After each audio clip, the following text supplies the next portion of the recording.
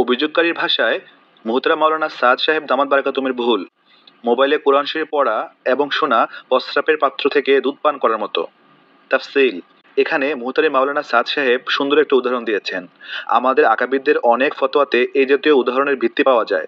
মাওলানা মানজুর নোমানী রহমতুল্লাহ আলাইহি লিখেছেন, একবার মাওলানা ইলিয়াস রহমতুল্লাহ আলাইহি বলেছেন, হযরত মাওলানা থানভী রহমতুল্লাহ আলাইহি বহুত বড় কাজ করেছেন। ব্যাস, আমার দিল এটা চায় যে তালিম তো ওনার হবে এবং তাবলিগের তরিকা আমার হবে, যেন এইভাবে ওনার তালিম আম হয়ে যায়। মালফুজাত উর্দু, মাওলানা ইলিয়াস রহমতুল্লাহ আলাইহি, মালফুজাত 56। এখন আমরা বিশেষ করে মাওলানা আশরাফ আলী থানভী রহমতুল্লাহ আলাইহি এবং অন্যান্য আকাবিরে দেওবন্দের বিভিন্ন ফতোয়ার মধ্য থেকে সামান্য কিছু আলোচনা আপনাদের কাছে পেশ করছি। হাকিমুল উম্মাত মাওলানা আশরাফ আলী থানভী রহমতুল্লাহ আলাইহি লিখেছেন, বিনোদনের যন্ত্রে কোরআন শরীফ ঢুকানো এবং তার থেকে শোনা নাজায়েজ। ইমদাদুল ফতোয়া 4-245। তিনি আরও লিখেছেন, বিনোদনের উদ্দেশ্যে গ্রামোফোনে কোরআন শরীফ শোনা এই জন্য হারাম যে নেক কাজ বিনোদনের মাধ্যম বানানো হারাম। যদি বিনোদন উদ্দেশ্য না হয় তখনও বিনোদন ওলাদের সাথে সাদৃশ্যতা থাকার কারণে এতে কোরআন শরীফ শোনার অনুমতি নেই। ইমদাদুল ফতোয়া 4-249। তিনি আরও লিখেছেন, নিষিদ্ধ হওয়ার বহিরাগত কোনো কারণ যদি পাওয়া যায়, যেমন মুবাহ কাজের অনুমতি হারামে লিপ্ত হওয়ার দিকে নিয়ে যায়, অর্থাৎ মুবাহের অনুমতি হারামে আকর্ষণকারী হয়, তখন এই শুরুতে অন্যের কারণে খারাপের মধ্যে অন্তর্ভুক্ত হয় নিষিদ্ধ হয়ে যাবে। ইমদাদুল ফতোয়া 4-249। আপকে মাসাইল আর উনকা হল কিতাবে আছে, ছবি তোলার প্রতি দৃষ্টিপাত না করে ভেবে দেখুন, যে যন্ত্র খেল তামাশা বিনোদন ও অশ্লীলতার জন্য ব্যবহৃত, সেই যন্ত্রকে কোরআন শরীফের জন্য ব্যবহার করা। আপনি নিজেই চিন্তা করুন, এতে কোরআন শরীফের তাজিম অর্থাৎ সম্মান হয় নাকি তাওহীন অর্থাৎ অপমান হয়। যে কাপড় গান্দিগির জন্য ব্যবহার হয়, সে কাপড় যদি আপনি কোরআন শরীফ ভরে রাখা জায়েজ মনে না করেন, তাহলে যে জিনিস অর্থগত নাপাক ও গান্দিগির জন্য ব্যবহার হয়, সে জিনিস দ্বারা কোরআন শরীফের তালিমকে কিভাবে জায়েজ মনে করেন? যদি ছবি তোলা হারাম কি হারাম নয়, এই দিকে দৃষ্টিপাত না করেও শুধু একটু চিন্তা করুন, যে স্ক্রিনে কোরআন শরীফের আয়াত প্রকাশিত হয়, একটু পরে তাতে অশ্লীলতা ও বেহায়াপনা প্রকাশিত হয়। কি বলেন?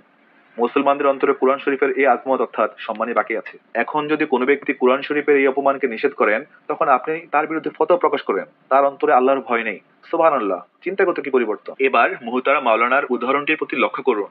তিনি কোরআন শরীফের পড়া ও শোনাকে দুধের সাথে তুলনা করেছেন। অপাত্র থেকে দুধ পান করা যেমন সুস্থ রুচি বিরুদ্ধ কাজ, অনুরূপ অপাত্র থেকে কোরআন শরীফ পড়া ও শোনাও তাকওয়াপূর্ণ মেজাজ বিরুদ্ধ কাজ। বৃদ্ধ দাদার প্রস্রাবের জন্য নির্ধারিত ব্যবহৃত পাত্র থেকে কিংবা কুকুর বিড়ালকে খাবার দেওয়ার জন্য নির্ধারিত ও ব্যবহৃত পাত্র থেকে দুধ পান করা যেমন সভ্য রুচিসম্পন্ন মানুষের কাছে নিন্দনীয়, অনুরূপ খেল তামাশা বিনোদন, নাচ গান, নাটক, সিনেমা, অশ্লীলতা ও বেহায়াপনার কাজের জন্য নির্ধারিত ব্যবহৃত যন্ত্র থেকে কোরআন শরীফ পড়া ও শোনা তাকওয়াপূর্ণ মেজাজ ও কোরআনের আজমত অন্তর বিশিষ্ট মানুষের কাছে খুবই নিন্দনীয় এবং কোরআন শরীফের আজমত ও মর্যাদার খেলাফ। তেমনিভাবে ক্যামেরাওয়ালা অ্যান্ড্রয়েড মোবাইলগুলোর মাধ্যমে অধিকাংশ ব্যবহারকারীর হাতে সে যন্ত্রের কাজই হচ্ছে হরদম নাচ গান ও খেল তামাশায় ব্যবহার করা এই মোবাইলগুলোতে কোরআন শরীফ পড়া কোরআন শরীফের আদবের খেলাফ।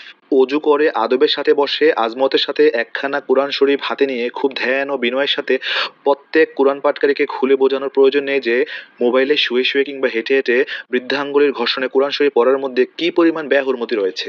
মুহতারাম মাওলানা সাদ সাহেবের এই উদাহরণ থেকে তাজিমে কোরআনের ক্ষেত্রে ওনার পবিত্র মেজাজকে আমরা উপলব্ধি করতে পারি এবং এটাও উপলব্ধি করতে পারছি যে মাওলানা আমাদের আকাবিদদের তাকওয়াপূর্ণ মেজাজকে উম্মতের মধ্যে ফিরিয়ে আনার চেষ্টা করে যাচ্ছেন। মাওলানার উদাহরণের মধ্যে আমাদের আকাবিদদের উচ্চ তাকওয়ার গ্রাণ পাই।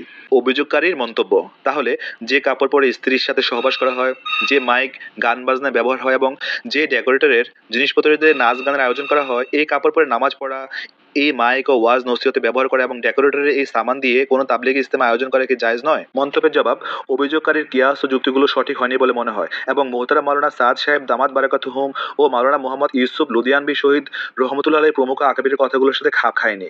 ওনার উদাহরণ দেওয়া দরকার ছিল এরকম, যে কাপড়ের টুকরো মেয়েদের কুরসুফ হিসেবে নির্ধারিত ও ব্যবহৃত, সে কাপড়টি পরিষ্কার করে তার দ্বারা কোরআন শরীফের গিলাপ বানানো কোরআনের আজমতপূর্ণ অন্তর্বিশিষ্ট কোনো মানুষ সঠিক মনে করবে না। বিনোদনের জন্য নির্মিত ও মুভি প্রদর্শনের জন্য ব্যবহৃত সিনেমা হলে কোনো মুমিন মুত্তাকি মাদ্রাসার হলের সাথে কিয়াস করে কোরআন শরীফ পড়া সমীচীন মনে করবে না, বরং এর দ্বারা কোরআন শরীফের অবমাননা হয়।